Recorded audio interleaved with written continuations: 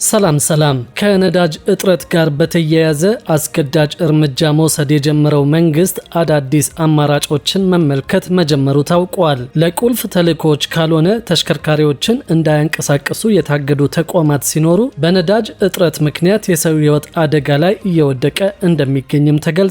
የካናዳ መንግስት በበኩሉ በቪዛ ስም ከሚደረጉ ማጭበርበሮች ጋር በተያያዘ ማስጠንቀቂያ አውጥቷል። የሀገሪቱ ኤምባሲ የማጭበርበሮቹን ጉዳዮች እየተመለከተ መሆኑን ሲያሳውቅ በተለያዩ ዘርፎች ኢትዮጵያውያንን የስራ ዕድል እየተመቻቸላቸው እንደሚገኝ አስታውቀዋል። ከመንግስት የነዳጅ እርምጃና ከካናዳ ቪዛ ጋር የተያያዙ ዝርዝር መረጃዎችን አንድ በአንድ ወደ እናንተ እናደርሳለን። እስከ መጨረሻው አብራችሁን ቆዩ።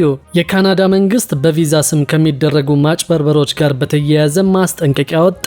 የሀገሪቱ ኤምባሲ የማጭበርበሮቹን ጉዳዮች እየተከታተለ መሆኑን ሲያሳውቅ በተለያዩ ዘርፎች የኢትዮጵያውያንን የስራ ዕድል እየተመቻቸላቸው እንደሚገኝ ታውቋል። በኢትዮጵያ የካናዳ ኤምባሲ ዜጎችን ለስራና ለትምህርት የካናዳ ቪዛ እናሰጣቸዋለን በሚል የሚንቀሳቀሱ የተለያዩ አጭበርባሪዎችን እየተከታተለ እንደሆነ አስታውቋል። አምባሳደር ኒኮላስ ሲማርድ ይህንን ያሉት የስራና ክህሎት ሚኒስቴር ፊውቸር ፊት ከተባለ ድርጅት ጋር ስምምነት በተፈራረመበት ወቅት ነው። በኢትዮጵያና በሌሎች የአፍሪካ ሀገራት ራስን እንደ ወኪል በማቅረብና ክፍያ በመቀበል የሚያጭበረብሩ ግለሰቦችና ድርጅቶች መረጃ ለኤምባሲው እንደደረሰው ያነሱት አምባሳደሩ የካናዳ ቪዛ ማግኘት የሚቻለው በካናዳ የኢሚግሬሽንና ዜግነት አገልግሎት ወይም IRCC ባለስልጣናት በኩል ብቻ እንደሆነ ተናግረዋል። ዜጎች ከእንዲህ መሰል አጭበርባሪዎች ራሳቸውን ሊጠብቁም እንደሚገባ አሳስበዋል። ኢትዮጵያና ካናዳ በጋራ ተጠቃሚነት ላይ የተመሰረተ የኢኮኖሚ ግንኙነት አላቸው ያሉት አምባሳደር ሲማርድ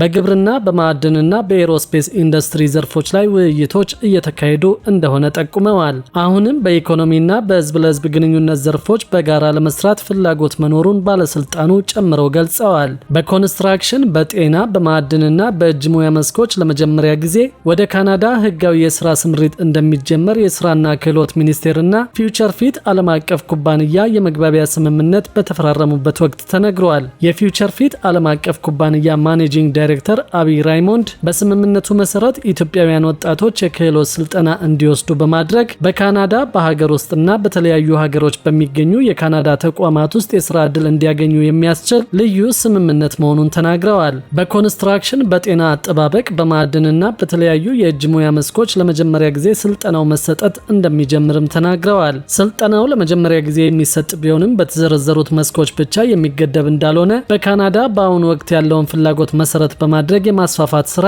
እንደሚከናወን ገልጸዋል። ስልጠናው ክፍያ እንደሌለው ሆኖም እድሉን ለማግኘት በሚደረገው ምልመላ ብቁ ሆኖ መገኘት እንደሚያስፈልግ ጠቁመዋል።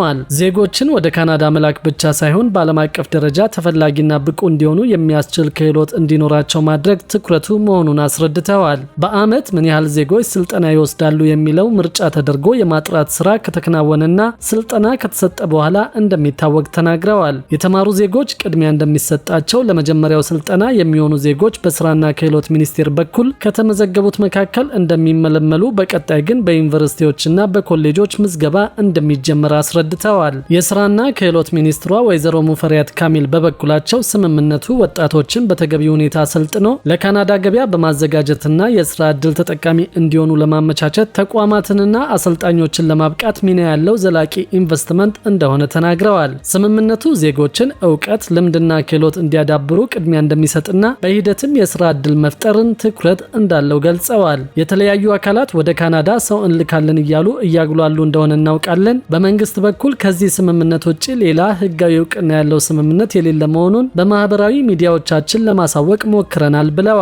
ወደ ካናዳ ከሚደረግ የስራ ስምሪት ጋር ተያይዘው ምንም አይነት ህጋዊ ፈቃድ ሳይኖራቸው ወደ ካናዳ እንልካለን በማለት ዜጎችን የሚያጭበረብሩ ህገወጥ አካላት መኖራቸውን፣ በዚህም ህብረተሰቡ ራሱን ሊጠብቅ እንደሚገባ አሳስበዋል። ሚኒስቴሩ ወደ ካናዳ የስራ ስምሪት ለመስጠት ለመጀመሪያ ጊዜ በህጋዊ መንገድ የተፈራረመው በካናዳ መንግስት እውቅና ካለው ከፊውቸር ፊት ድርጅት ጋር መሆኑን፣ ወደ ምልመላ የሚገባው በኢትዮጵያ የስራ ገበያ መረጃ ስርዓት አማካኝነት ብቻ መሆኑን አስረድተዋል። ወደፊትም በግብርና፣ በጠፈር ምርምርና በሌሎች አዳዲስ የስራ መስኮች ላይ ትኩረት በማድረግ መሰረታዊ ስልጠና እንደሚሰጥ ገልጸዋል። ስልጠናውን የተመለከቱ ማስታወቂያዎች በሚኒስቴሩና በድርጅቱ ህጋዊ ድረገጽና በተመረጡ የመገናኛ ብዙሃን አውታሮች እንደሚነገር አብራርተዋል። በሌላ በኩል ደግሞ የነዳጅ ልዩ ክትትል ቡድን የተቋቋመ ሲሆን በነዳጅ እጥረት ምክንያት የሰው ህይወት አደጋ ላይ እየወደቀ እንደሚገኝ ሰምተናል። በሀገሪቱ እየተባባሰ የመጣው የነዳጅ እጥረት የኢትዮጵያ ቀይ መስቀል ማህበር ለህብረተሰቡ በሚሰጠው የአምቡላንስ አገልግሎት ላይ ከፍተኛ መስተጓጎል የፈጠረ ሲሆን በመቶዎች የሚቆጠሩ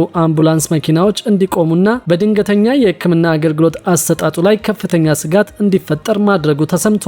በኢትዮጵያ ቀይ መስቀል ማህበር የድንገተኛ ሕክምና አገልግሎት አስተባባሪ የሆኑት አቶ ኡቁባ ግደይ እንደሚሉት ከሆነ ማህበሩ ቀውሱን ለመፍታት ከመንግስት የስራ ኃላፊዎች ጋር እየሰራ መሆኑን አስታውሰው ከጤና ጥበቃ ሚኒስቴር ጋር በጉዳዩ ዙሪያ የበይነ መረብ ስብሰባ ማካሄዱን ተናግረዋል። በስብሰባው ወቅትም የአምቡላንስ የነዳጅ አቅርቦት ቅድሚያ የተሰጠው ጉዳይ ሲሆን ሚኒስቴር መስሪያ ቤቱ የሁኔታውን አጣዳፊነት አምኖ የነዳጅ አቅርቦቱን ለማረጋገጥ ለሚመለከታቸው የመንግስት አካላት ጥያቄ ለማቅረብ ቃል መግባቱንም ገልጸዋል።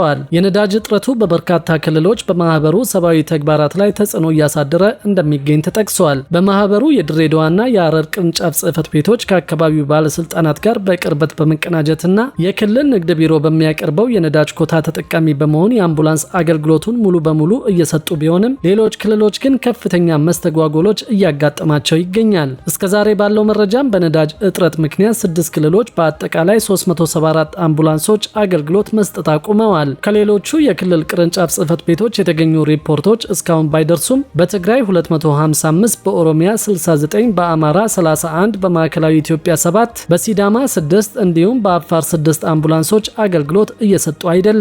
አቶ ኡቁባ የነዳጅ እጥረቱ ለተራዘመ ጊዜ በዚሁ ከቀጠለ ለህይወት አስጊ የሆኑ ውጤቶችን ሊያስከትል እንደሚችል አስጠንቅቀዋል። ከነዚህም መካከል የአደጋ ጊዜ ምላሽ መዘግየት፣ በተለይም እንደ ልብ ድካም፣ ከባድ የስሜት ቀውስ ወይም የመተንፈሻ አካላት ችግሮች በወሳኝ ሰዓታት የሟቾችን መጠን ሊጨምሩ እንደሚችሉ ተናግረዋል። በገጠር አካባቢዎች የአምቡላንስ አገልግሎት አለመኖር ነፍሰ ጡር እናቶች ደህንነቱ በተጠበቀ መጓጓዣ እንዳይጠቀሙ እያስገደዳቸው ሲሆን ይህም የእናቶችን ደም መፍሰስና የጨቅላ ህጻናትን ለህመም የመጋለጥ እድልን እንደሚጨምር ተናግረዋል። መንግስት የነዳጅ እጥረትን ለመቅረፍ ቅድሚያ የሚሰጣቸውን ተቋማትና ዘርፎች ይፋ ማድረጉ የሚታወስ ነው። ለነዳጅ ቅድሚያ ከተሰጣቸው መካከል ቁልፍ የመንግስት ፕሮጀክቶች፣ የመሰረታዊ ፍጆታ አምራች ኢንዱስትሪዎች፣ ላኪዎችና አስመጪዎች፣ የህዝብ ትራንስፖርት አገልግሎት ሰጪዎች፣ የጸጥታና የጤና ተቋማትና የሰብአዊ አገልግሎቶች ይገኙበታል።